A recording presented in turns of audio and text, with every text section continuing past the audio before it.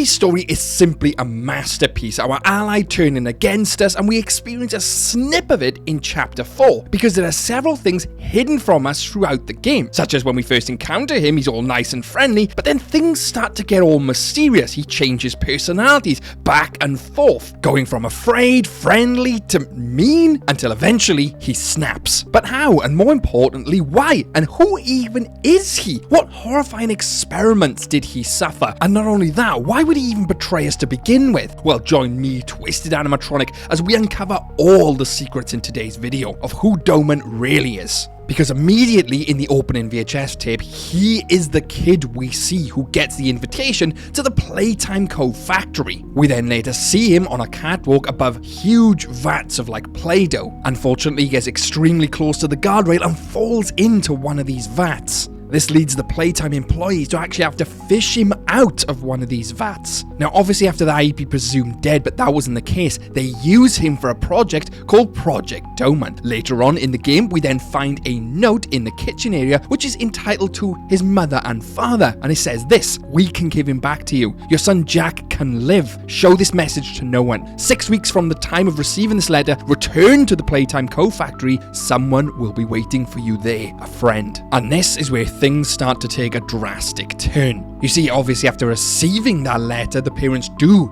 indeed return to Playtime Co. to find their son, but what they find isn't what they expected. And I think it's easier if you just watch and listen to this tape. Mommy won't lie to you, Jackie. Mommy won't hurt you. I'd never hurt you. Hey! Hey! Open this door!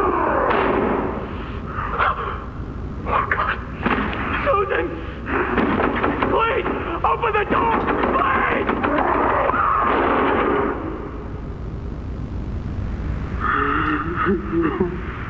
You see, it's pretty obvious what happens there. Doey had killed his mother and father. The scientists purposely locked him in that room as some type of twisted experiment to see what Doey would do. This is the one side we see, the yellow side called Jack, the softer side, believe it or not, because you see, there are another 2 individuals in this Doey, because in total, there are 3 kids inside this experiment. I'd like to come back to Jack later on, because there's something about him which I don't believe to be true. But first we have to talk about the other 2 individuals in this Doey, this experiment. You see, we just covered Jack, which is probably the yellow side, the nice side. We're going to talk about Matthew now, which is the orange side, the potentially the nicest side we see. And this is the one we have most interaction with throughout Chapter 4. Numerous times there's a caring side to Doey, the nice side. This is literally Matthew. We don't know much about Matthew, however. All we know is that he's extremely loyal to his friends and wants to help them all. We see this personality prominently in the VHS tape with Poppy, but I won't play all that for you right now. You see, we're forgetting probably the most important personality in Doey in its entirety, and that's Kevin's personality. And that's right, you've probably guessed it by now. Kevin was the one who took over Doey when Matthew's parents arrived. You know, when presumably Matthew had killed his parents, it wasn't Matthew. Matthew had been pushed to the sidelines because Kevin had took over. Kevin is the red part of Doey, the angry part, the one who was experimented on, the one who's emotionally unstable. Kevin killed Matthew's parents in cold blood right in front of his eyes, where he was able to do nothing. How do I know this? Well, we know there's a VHS tape which thoroughly explains Kevin's personality side. It's the VHS tape found in the green pool rooms, but I'm not going to play that now because that's a lengthy tape. To summarize, it's basically the scientist explaining Kevin's personality, and they sum him up by saying he's a problem child. He has friends, but he attacks them in moments of intense play. The scientist then goes on to say that by putting Kevin into the project with the 2 others potentially, they might create a ticking time bomb, kinda like we see in the ending of Chapter 4. Because have a listen to this. If we're to create an experiment that can fulfill multiple assigned roles, we can't allow any single consciousness to throw the others off. Even a simple misregulation of emotions means we have 900 pounds of dough that can shift however it pleases and can turn on even those it trusts, simply because it was overwhelmed by a stray feeling. That snippet right there confirms Kevin did kill Matthew's parents, is the reason for Doey turning into a monster at the very end. That dominant personality took over the other two. The mental instability literally overwhelmed Doey and he becomes the dominant personality, warping his physical form. Exactly like when Matthew's parents came, he believed them to be scientists, his emotion took over and wham, kills them both in cold blood with their son watching in horror, unable to do anything. But here are where things start to go extremely dark. You see, after being first created, they've put these three personalities together, and it's quite obvious from the tape where Matthew meets his parents, their combined consciousness, they don't know where they are or who they are, coupled with the fact that they were experimented on presumably daily to find out their weaknesses, which, you know, we see at the start when we first meet Doey, where he's in that encasement of ice. The torture they must have been putting Doey through would have been horrific, freezing him, then unfreezing him, poking him and prodding him as they say. We also know that Doey was transferred to the prison block or area where he was fed literally nothing. His voice dialogue and lines in the game confirm this themselves. But we know he wasn't in prison forever. In fact, he turns the prison into a safe haven. Literally, for all the other toys, he's like the protector of that area, because after the hour of joy, where the prototype presumably didn't let them leave, he went back to the prison and made that their home and took care of everybody. We know this to be the case because there's numerous drawings on the wall throughout Safe Haven depicting him as their protector. But that's not all. We also see that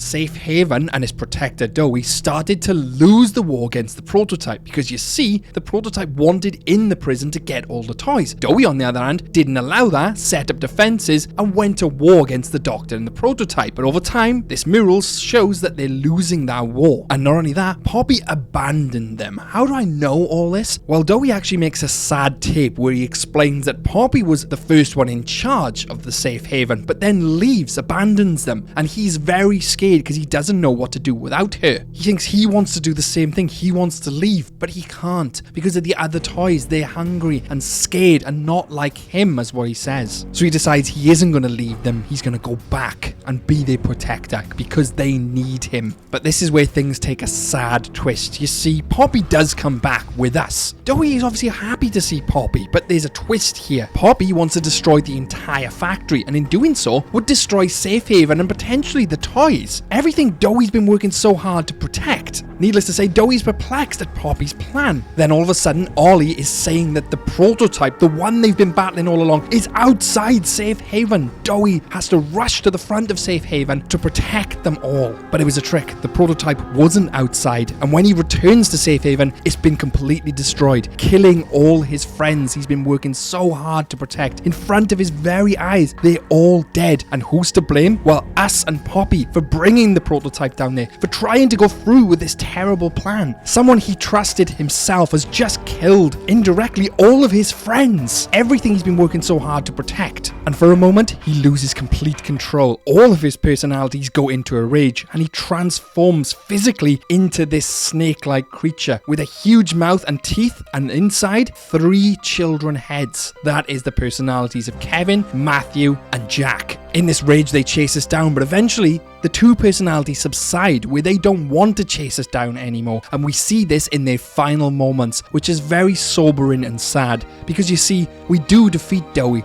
and in this dying moment, the one personality is still angry at us, the other literally cries out for their mom, and the third just says sorry. I'm sorry. You see, a lot of people thought that Doey was the evil one. Doey was this person who turned against us, was a traitor, when in actual fact, we were the one who turned against Doey. Doey was the nice one all along, misunderstood, never asked to be created the way it was, and tried to keep everybody safe, was hurting still from losing their parents, being experimented on. For me, Doey was the hero all along. But what do you think? I'd love to hear your thoughts in the comment section below, because I read every single comment, and if you enjoyed this, please give it a like, and subscribe for plenty more content coming up. I also got loads of FNAF content on the channel. Huge thanks to the members who are on screen now. Lauren C, who's a golden twisted one, and Penguin Lover 12, who's actually a twisted animatronic. You guys keep the power on in this pizzeria. And as always, I'm Twisted Animatronic, and stay safe out there, superstars.